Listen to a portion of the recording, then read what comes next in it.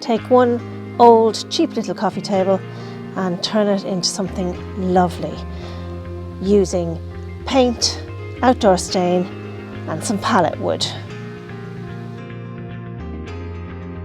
Each wooden slat was 4 inches by 1 inch, and the first thing I had to do was obviously remove them from the wood and use a hacksaw to take off any nails that were still in the wood. Then I went to the coffee table and I took off those round tacks that were on it, and then I cut the wood to size. The coffee table was 2 foot wide, which meant 6 boards fit perfectly across the width of the coffee table.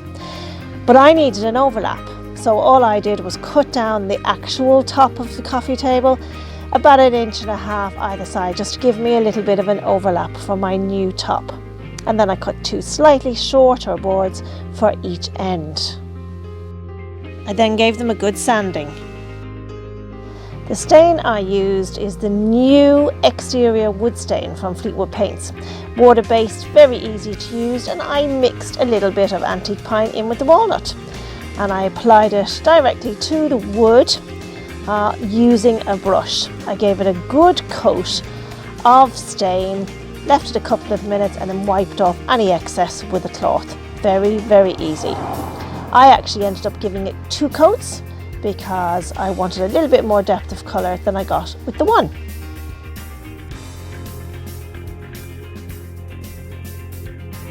After I was happy with the depth of stain on the pallet wood, I then moved on to painting the actual base of the coffee table, and I used vintage lace, shabby vintage lace for that.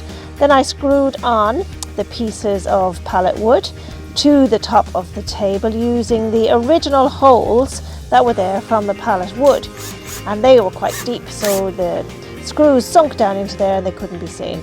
Then I gave it a few coats of the quick dry indoor varnish in gloss, again a new product from Fleetwood Paints, and this was the finish.